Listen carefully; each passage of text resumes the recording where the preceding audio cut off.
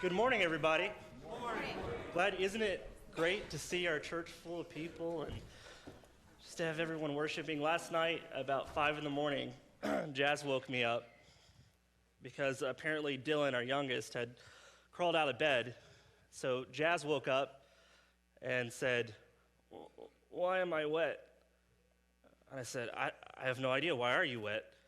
And she looks over and goes, "Dylan!" This girl had wet the bed right next to us.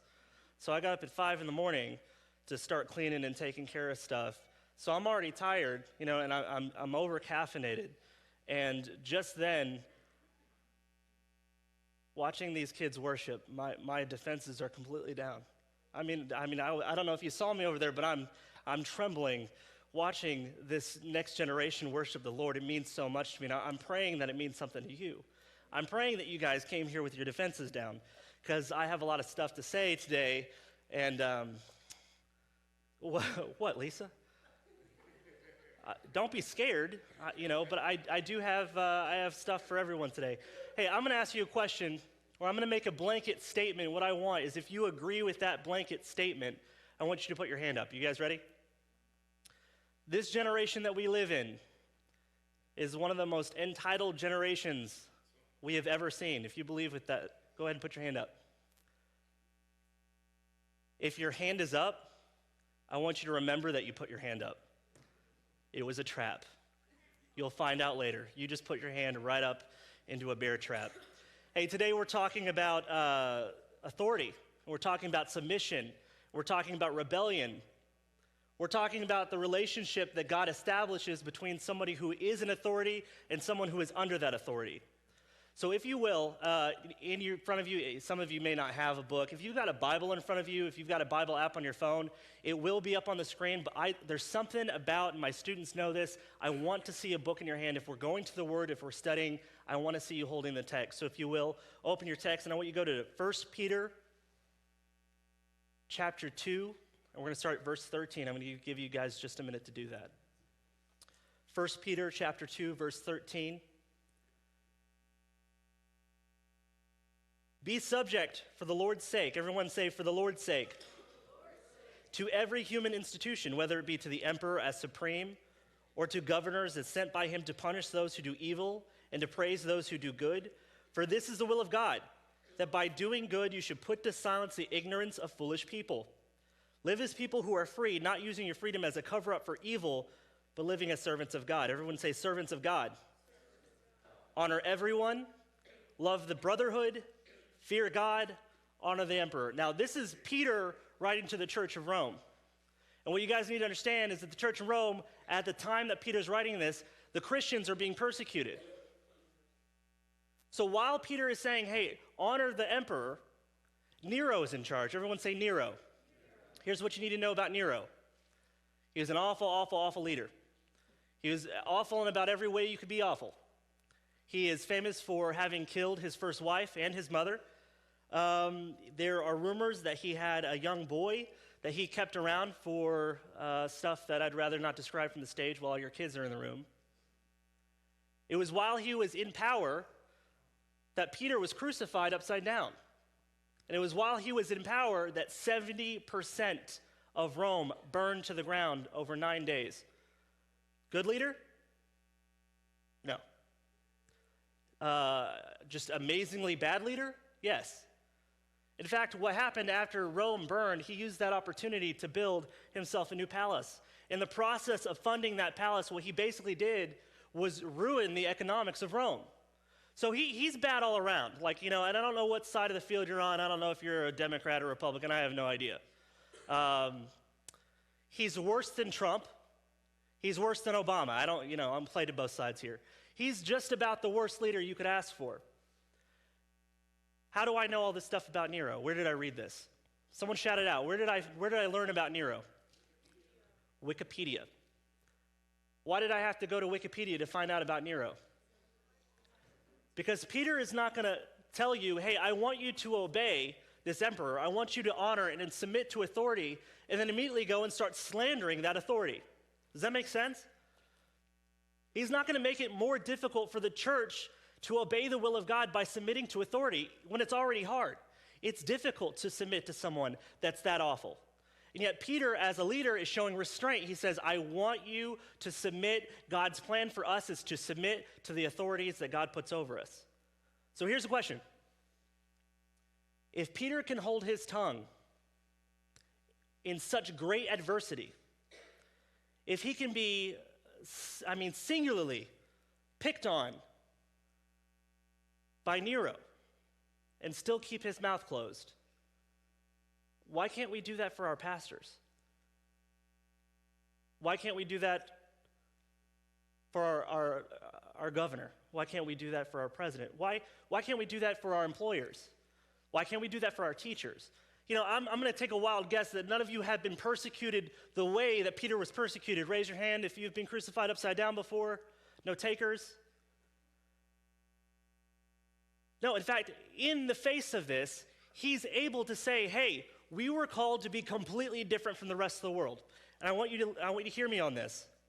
Few things, for those of you that are concerned about the future of the church, few things are as secular as being rebellious and slandering those who are in authority. Few things are as secular as talking bad about leadership. If we're trying to find an example, who is our example on earth of someone who lived a perfect life? Shout out his name. We go to John 5:19. This is an example of Jesus submitting to God. This is one of the many, many things that he says that describes the relationship between the Son and the Father. And this is what it says. Jesus gave them this answer. Very truly, I tell you, the Son can do nothing by himself. He can do only what he sees his Father doing, because whatever the Father does, the Son also does. Y'all see this? Jesus submits to God, and this is the way he sees it. If I'm the Son of God, if I'm living for God, then everything, how he would live, that's how I would live. Whoever you're under, whoever your authority figure is, what you're trying to do is not live your way, but live their way. That's submission. And it's hard. I'm going to break the tension here a little bit. I don't want anyone to come in here or leave with this thought that Daniel just loves being mean. Although some of my students would disagree with that. I'm not mean. I'm not picking hot topics just to blaze the room and step on toes. That's not my purpose. But I get stuck in this place where I'm like, guys, if we come to church and we crack open our Bibles together, if we all study the same passage and for the sake of just agreeing that it's good, and then we go home, what's the point? If we're not applying Scripture to the way we live our lives, what are we doing here? So when I pick hard topics, when I'm picking out something to talk about, it's about application. I want to speak on something that we can start applying to our lives. And if we're not doing that, again, what exactly are we doing? What are we here for? So Jesus is showing us in this verse where he's talking about the relationship between the Son and the Father. He says, I don't do anything that my Father doesn't do. I don't say anything that my Father doesn't say. I live the way he would live. I am living as a reflection of who he is. So to Jesus, what he's saying is, it's not who I am, it's who I belong to. Everyone say, it's not who I am, it's who I belong to. Guys, loved ones, if you can't follow a leader because you hold your own personal opinion in such high regard, are you meeting this verse? Are you applying this verse? Because we just said a second ago, yes, we're living in this generation where everyone is entitled. Everyone has an opinion. Everyone should have equal rights. Here's one of the most offensive things that I can say today to anybody: do what you're told. Am I wrong?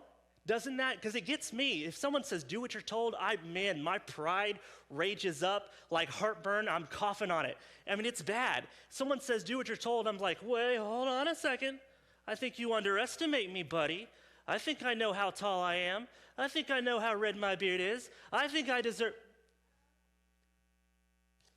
And what I've done is I've said, hey, you don't get any authority over me. You don't have authority over me, God. I get how difficult it is to submit.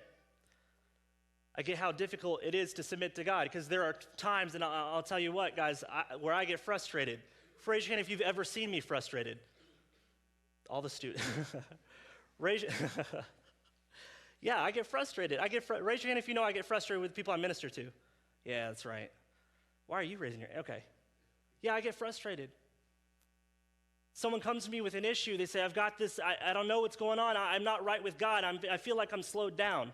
I feel like nothing, I go to church and nothing happens. I feel like God's not feeding my spirit. And I give advice, and then I get excuses, and I get frustrated. I go to the Lord. I'm like, Lord, do you see how frustrating these people are? They tell me that 1 + 1 is 3. I tell them, no, it's 2, and they keep insisting that it's 3, and I could hear God say to me the entire time, oh, I know. I've been doing the same thing with you your entire life, the whole time. It's very humbling. It's a very humbling experience. To talk about submission, this whole study, man, God, I'm telling you before I get too far into it, this whole study I've been doing for this sermon, personally, all my Bible time, all my prayer time spent on this, can I tell you how many ways the Lord has pointed out that I am wrong? Because when I open the Word, I always anticipate application. So as I'm talking today, and as there are opportunities for people to get frustrated with what I'm saying or to get defensive, I'm not saying these things to you. I'm not saying that you're rebellious.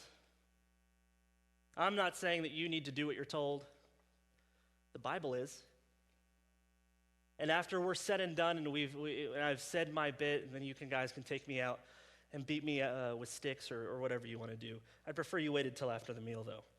Our next verse, we see how Jesus submits to man. Go to John 19, 7 through 11. Let me preface this real quick. So where we're at in this passage is that Jesus has been arrested, and he was taken before Pilate. Now, Pilate is a Roman leader. All of the civil law for the Jews would have been handled by the Romans. So the Romans who are occupying, the Jews are not going to execute their own people. They're not going to pass new laws on their own. They are literally bowing down to who's in charge. That's the Roman government. So they take Jesus to Pilate with the hope that they will crucify, or that Pilate will approve of the crucifixion. And Pilate's at a loss. Pilate doesn't understand why this man's here. He doesn't understand why the Jews are in an uproar. He doesn't know exactly what's happening. All he knows is he's very, very, very uncomfortable with it. But Jesus is beaten anyway, and after Jesus is beaten and mocked, and there's the crown of thorns, he goes back inside to Jesus and says, hey, where do you come from? Verse 7, the Jewish leaders insisted, we have a law, and according to that law, he must die, because he claimed to be the Son of God. When Pilate heard this, he was even more afraid, and he went back inside the palace. Where do you come from? He asked Jesus, but Jesus gave him no answer. Do you refuse to speak to me? Pilate said. Don't you realize that I have power either to free you or to crucify you? Jesus answered, you would have no power over me if it were not given to you from above.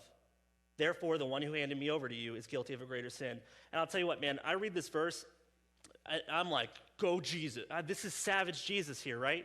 Jesus says, hey, you wouldn't have power over me if it weren't for my daddy. My daddy can beat up your daddy. And I get all worked up. I'm like, that's amazing. This is an amazing moment of Jesus where he is showing restraint, but he's letting Pilate know that he's powerful. And let me tell you this. I thought that way about this verse for so long. Raise your hand if you've heard this verse before. You think of it as Jesus putting Pilate in his place. Let me be honest with you. I believe that coming to that conclusion over this verse is because we're seeing it through the lens of our sin, of our rebelliousness. Because we love an underdog, don't we? We love an underdog. And seeing Jesus in this position, seeing Jesus say, hey, you would have no power if it weren't for my dad, I want you to try to look at this a little differently today. Jesus isn't saying, hey, you only have power because of my dad. He says, my dad gave you the power. Do you see the difference there? If God is correct in all of his decisions, and what we're about to get into is all authority is God appointed, then the idea here is that Jesus is recognizing that the power that Pilate has comes from the Father. All of a sudden, this isn't, ooh, go, get him, Jesus, woof, woof. This is, wow, the remarkable, remarkable, remarkable submission of the Lamb. It astounds me that in the face of death, that he would say, you have power, and that's right, because my dad decided to give it to you, Pilate. That somehow, if you watch, if you're looking at the scene with the knowledge that we have looking back, just picture this for a second. You've got Jesus, the Son of God. Someone throw out the number of sins he committed? 0. And then you've got Pilate. Is Pilate a Jew? No, he's a Roman citizen. No, he's not a Jew. Not at all. Not at all. In fact, the whole plan and whether it's new covenant or old covenant, with the old covenant, he would have had no part. In the eyes of the Jews, he would be absolutely unholy. In fact, they weren't supposed to work with each other. For a Jew to work with a Roman citizen, that's highly offensive. They needed to be separate. And here we've got a Jew and a non-Jew, a Gentile in the same room. We've got the Son of God who has every right to make every call, the same things that Satan said to him when he was in the wilderness. Hey, you're powerful. You could take, he says, this was the plan of my Father, to be in a position where this unholy man had a decision to make. And that's right, because that was a decision made by my dad, my father, by God, Alpha and Omega. I don't know about you, but that's a head trip for me. That's a head trip for me. I look at the leaders that I've had in the past, in every way. I look at my parents. I was adopted when I was 11 years old. These poor people, my poor parents adopted me right before I became a teenager. Hey, for a second, raise your hand if your kid's a teenager, if you're here with your teenager this morning. Yeah, imagine getting them right before they become a jerk, right? The moment, hey, let me drop this bomb on you, it's got 1 year before it goes off. That's what my parents were dealing with. And I was a completely obnoxious kid. Not much has changed. But the whole idea here is that when I look at my leaders in my life, and I look at the employers, and I look at my teachers that I've had, kids, have you ever encountered a teacher, and in your mind, you're going, there's no way how is this guy allowed to teach? Adults, have you ever had an employer, and your exact thought is, why is he in charge? Have you ever been under someone that just seems so incapable? Like everything they did just made you want to grit your teeth? Show of hands if you've been there. Yeah, all of us. We all have. We all have. Then I look at the composure of Jesus Christ of Nazareth, and I run out of excuses to not serve where I'm put to serve. I run out of excuses not to have a positive attitude. If Jesus can look at Pilate and say, yeah, you've got the power, and that's as it should be because all authority is given by God. That's tricky. That's a hard thing to apply. We get into God's design for authority. We go to Romans 13:1. Let everyone be, everyone repeat after me. Let everyone be subject to the governing authorities. For there is no authority except that which God has established. The authorities that exist have been established by God. It gets repeated twice here. The authorities that exist have been established by God. And I always get into this, man. We have so many Christian cheesy phrases.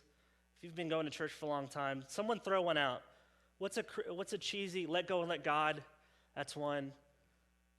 Has everyone ever heard cleanliness is close to godliness? Okay, not in the Bible, but okay. Someone throw out another cheesy Christian lingo.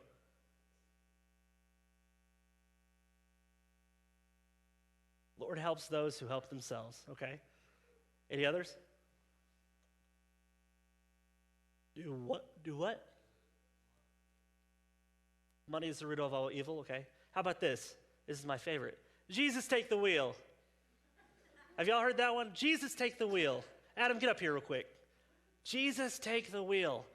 Okay, look, of all the cheesy, look, I'm not a fan of cheese. I really, something, it rips me. You shush, Jazz. There's something about cheesiness, but that's one I really like, because I feel like that really captures the spirit of what we believe. In essence, the idea is, Jesus, when I drive, I wreck. Not like in a positive way, which from some of you who are older, to wreck something, sometimes that's good, right? Like I wreck the mic. You've heard that one? Okay, good. Jesus, when I'm behind the wheel, I make wrong turns, I end up in the bottom of a lake, I crash my car. Jesus, take the wheel. And I could just hear Jesus saying, are you sure? Really? Really? You want me to take it? It's mine. I can do what I want with it. And this is what Jesus does. Jesus says, you want me to take the wheel? Here, I've got someone to drive for you today. This is Adam. I've been working with him a while. He's a pretty good driver. I'm going to put him in the driver's seat, and I'm going to let him drive for a bit. And I need you to sit back and just try to follow his lead, which technically, if you're behind him, you literally have to if you're in a car together, right? Follow his lead. He drives. And this is what happens. This is what happens in church. We look our driver up and down, and we say, well, his shirt's not tucked in. He looks like he's going to drive us to Hillsong, Australia. I don't want to go to Hillsong, Australia. I've never been to Hillsong, Australia. And let me say this while he's up here. I've been ruminating on this message for a while. I've been really putting in some study, and every once in a while, Adam will say, "Hey, how's it going? What are you thinking about?" Well, I was talking, and each time I'm talking about authority, his smile's like, ugh. Because they're going to think that I put you up to this. He didn't put me up to this. Okay, so if you're swinging the stick, swing it at me, not you. You take a seat. Good job. But there's a design that God created for authority and those under that authority. There's a design, and He expects us to keep to that design. If we're talking about homosexuality and it having no place in the church, what we're really saying is for a man to be with a man or a woman to be with a woman is unacceptable because it's outside of God's design for that relationship. There's no place in the church for us to act out or condone behavior that is a perversion of what God intended for the relationship. The one area where I think we allow this perversion is with our leaders. The slandering.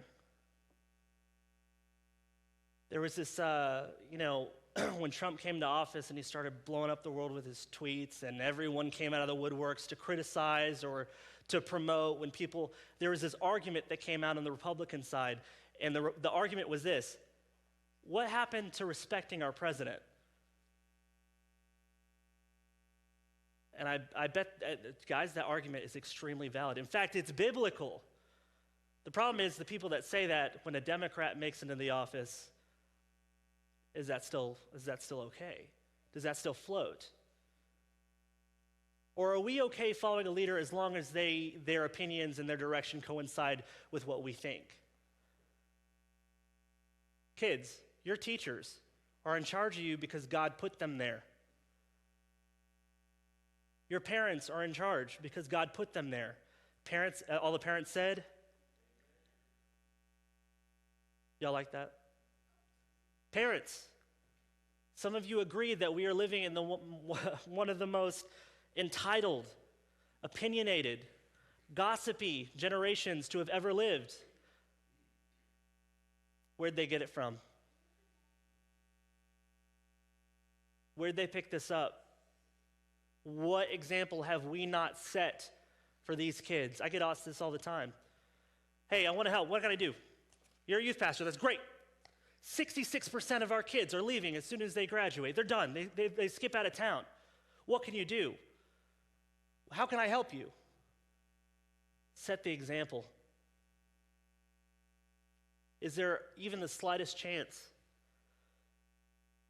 that some of your complaints have fallen on the ears of kids? who are teetering on the edge of staying or not staying. Is that possible? Is it somehow possible that our attitude is affecting the generation beneath us? Well, that generation is so rebellious. Exactly. Who breaks the cycle? Them? Hey, guys, I love you. I love all of you. You're not wise yet. I love you. You're not wise yet. You need to be under authority. Hey, adults, you need to be under authority. Scripture is very clear that all of us need to be under the authority of the church. That as Christians, it is a requirement for us to be under the authority of a leader that has been appointed by God. And I can't help but wondering, if we've got these kids and the world is screaming 1,000 opinions, all of the cheesy Christian things that we just brought up, all those slogans that we slap on the back of our bumpers in our cars, hey, for every one that we have, the world has 2,000. Raise your hand if you've ever heard this expression, follow your heart. Wrong. That's horrible advice.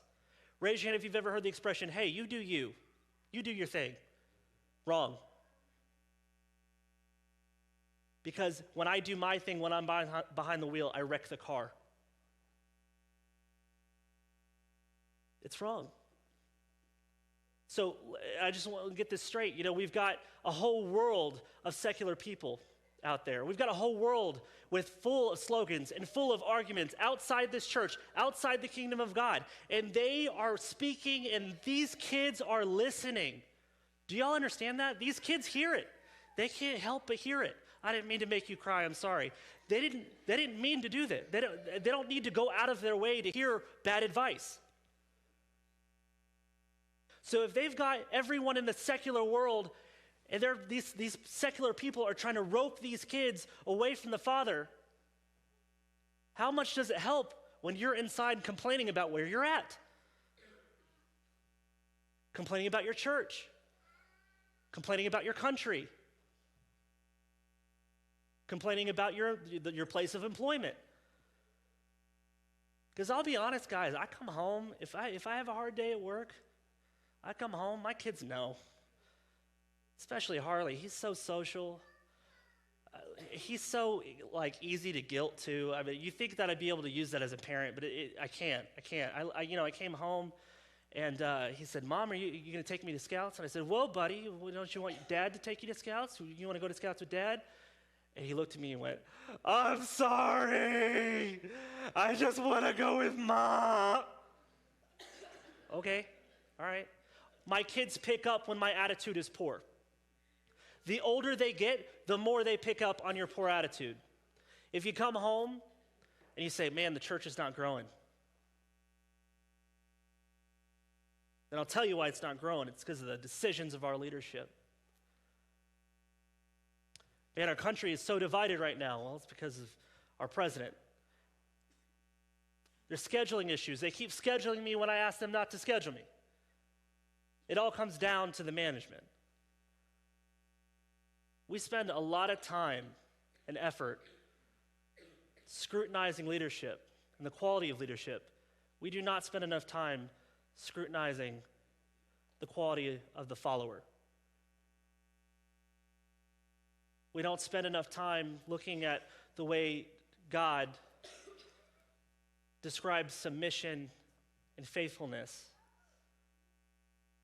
and applying it to the way we live. Let me ask you this, and y'all can just shout out the answer loud and clear so I can hear it. Were you blessed by the service, the worship service this morning? Hey, it almost didn't happen. I didn't want to do it. Did y'all know that? I didn't want to do it. I wanted to do it once a year. Adam, the man I serve under, said, "I think we should do it at least twice a year." And here we are. Everyone's blessed because I wasn't driving. How many moments in your development in Christianity, how many moments have you missed because you were trying to backseat drive? Don't complain that the church isn't growing. Start asking why you're not. I have these moments where I look around. Guys, I'm in tears over there watching a generation, 66% of kids leave the church, and I'm watching these kids spill their guts and time and effort on the stage in worship, and I am overwhelmed with how amazing that is. There is so much promise and hope in building up a generation that is submissive to authority. And I was filled up this morning watching these kids worship. You know what I could have done? I could have sat there with my arms folded, thinking, I only wanted to do this once a year. Yet here we are. The military, they put you through basic.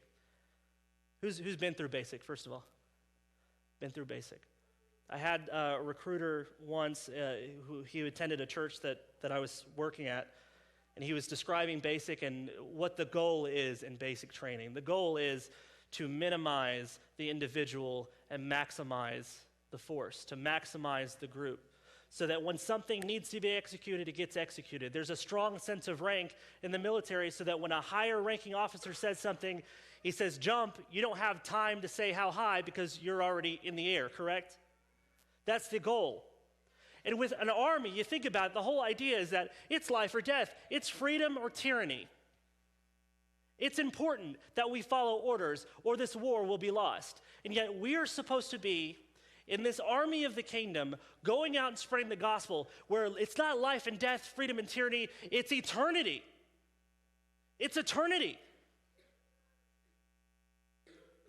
And yet we cannot keep in rank here. We can't seem to keep in file. I'm seeing this in every church I've ever been to. I'm seeing this in churches all across Western culture. It's bad. It's bad. What we've done is we have shot ourselves in the foot by removing authority from the leaders that God's put over us.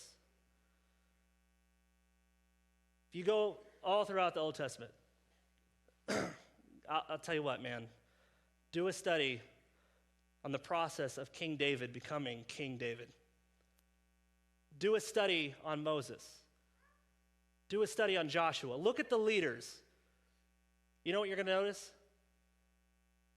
God is involved in the leadership. He is at work. Man, there are kings who are brought from here up to a throne. There are people who are taken from the throne to the grave. There are people, David messed up as a king. His whole family, he basically just tossed, it's just a complete mess. God is punishing leaders, and he is holding leaders accountable, and he is setting up leaders where they need to be, and he's taking them down when they need to be taken down. If we even look at Nebuchadnezzar, not a Jewish king, not a part of the covenant, he stands on his rooftop, he says, look what I've created. And God takes his sanity and turns him into an animal. Hey, God is involved in correcting leadership. Do you know what that means? You can take a break. You can take a break. You need to be armed with Scripture so that you can identify false prophets. You need to study the Word so you know the difference between the truth and a lie.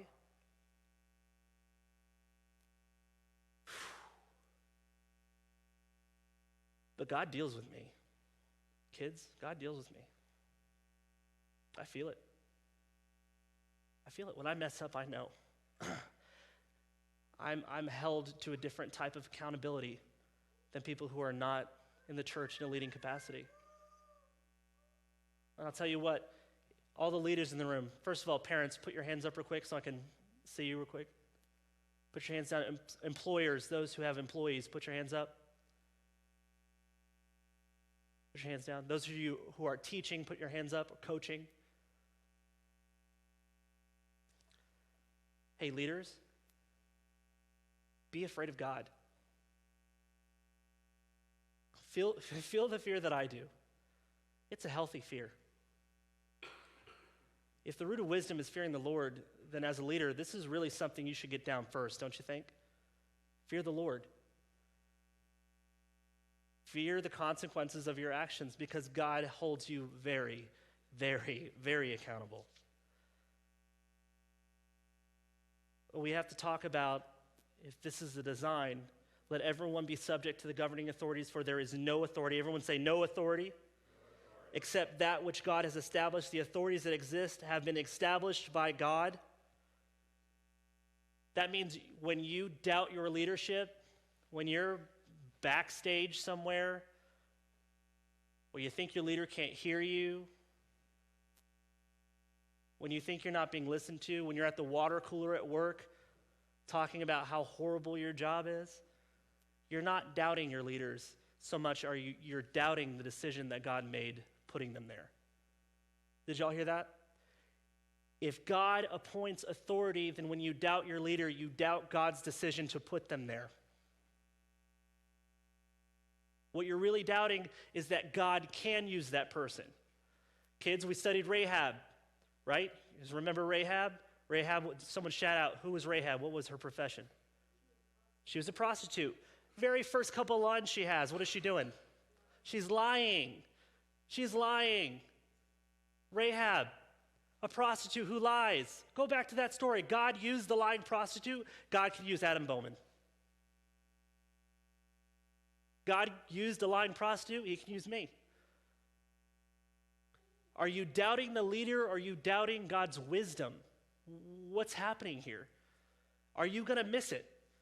If this is God's will and you don't agree, are you going to reap the benefits from living in that will?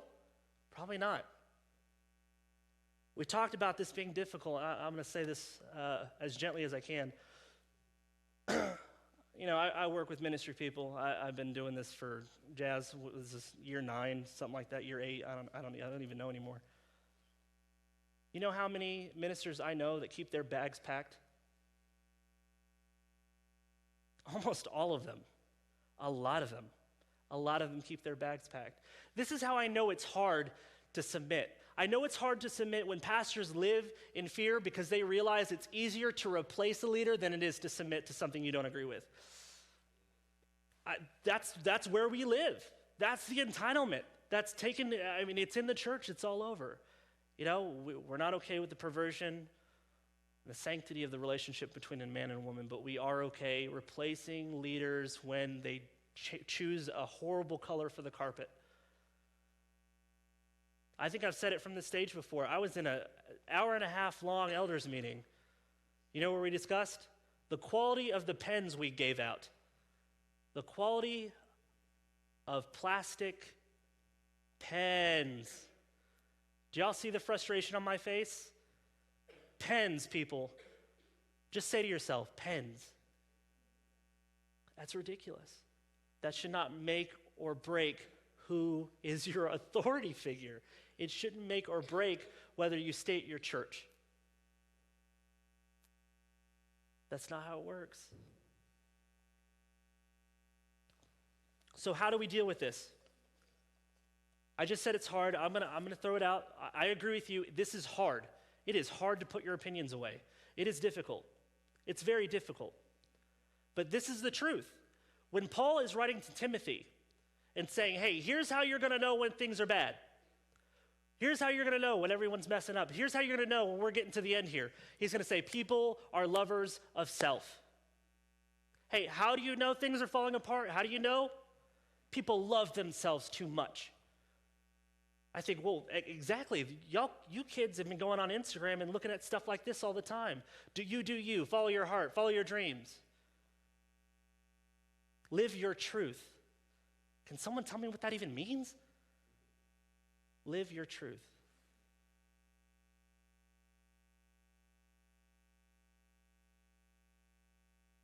The truth is, our students are going to submit to someone, right? They're going to submit to the world and live in that submission under the impression that they're living for themselves, when really they're living for Satan. Or they're going to learn submission from someone else. Are you going to be that someone else? Are you going to stand up and set an example? We go back to 1 Peter 2:13. And Peter here gives us what we need to pull off working under a bad leader. He gives us everything we need right there to follow a leader that we don't agree with, to follow a leader that is under-talented, to follow a leader that doesn't deserve their position by any earthly means.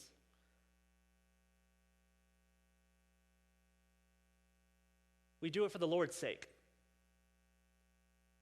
We follow our teachers not because they deserve us to follow them, but because God is a good God who makes good decisions. You may not understand it. You may not agree with it. But if God appoints authority and you're having a problem meeting the expectations of someone under that authority, don't do it for them. Do it for this. Do it for the Lord's sake. Hey, wives, I know you're smarter than your husband. I get it. I know you look at your husband and you're like, if I didn't exist, how would he stay alive? Jazz, have you ever thought that about me? If I wasn't here to take charge, this man would die in the street. That may be so. But in God's design for the family, your husband's in charge, isn't he? That's difficult. That's difficult. Hey, students, you're going to have some stupid teachers. Not me, I'm great. But you are going to have some stupid. You're going to go to school, you're going to go to college, and you're going to realize, like, hey, some of my teachers are just dummies. But they didn't get there in your life on their own. Don't serve because the leader deserves it. Don't submit because they don't even submit under the delusion that they have the best for you. Because I'll tell you what, man, me and Adam spend ages and ages and hours praying and conversing and discussing our love for you. The rest of the world is not so accommodating. If you're an employee, the employer, hey, kids, you get that job at Whataburger. There's no Whataburgers here. Name a fast food from here. What's a fast food place that's like Kentucky? Oh my gosh, Skyline. You start working at Skyline, hey, your manager's not worried about your spiritual development. Sorry. They want you to fill the schedule and work so that they can make money. But you don't serve them because they have your best interest in mind. Nero certainly did not have the best interest in mind for Christians at all. Yet Peter can say, honor the emperor. Will you stand with me this morning? Worship team, actually, I'll tell you what. Yeah, worship team, go ahead and get in your positions. If you're not on the worship team, I want all of my other students, I want you across the front of the stage.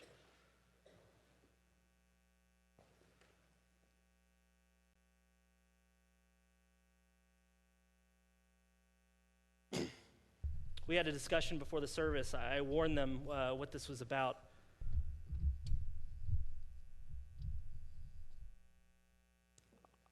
Kids, y'all can turn and face me.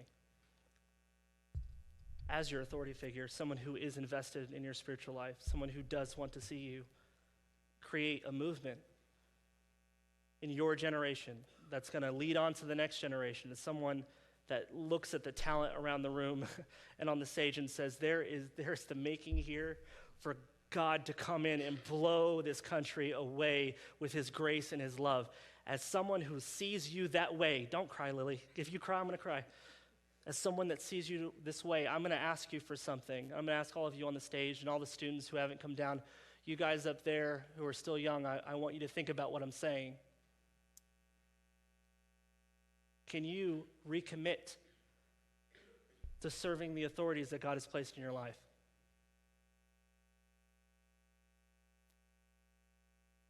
I can't guarantee that the generations behind you are going to do that.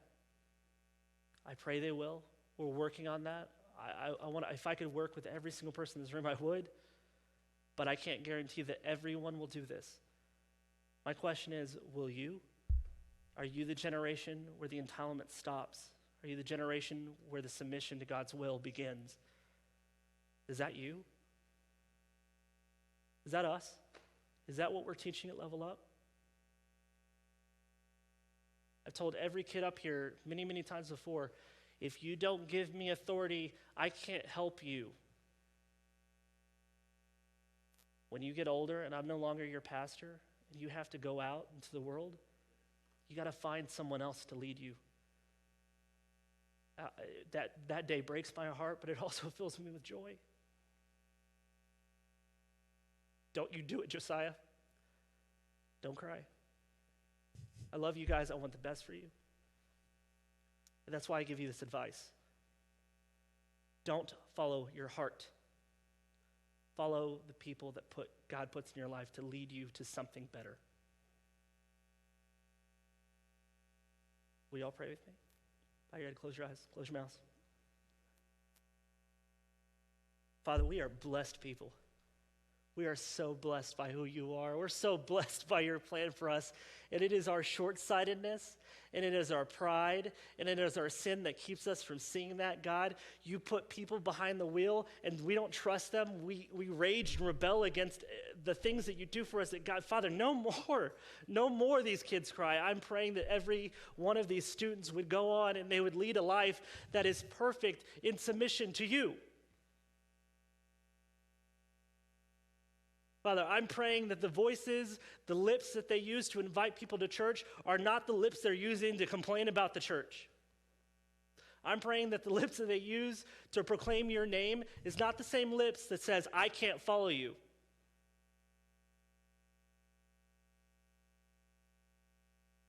We're calling for something different.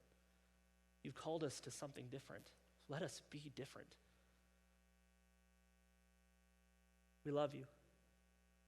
We praise you. In Jesus' name we pray. Amen.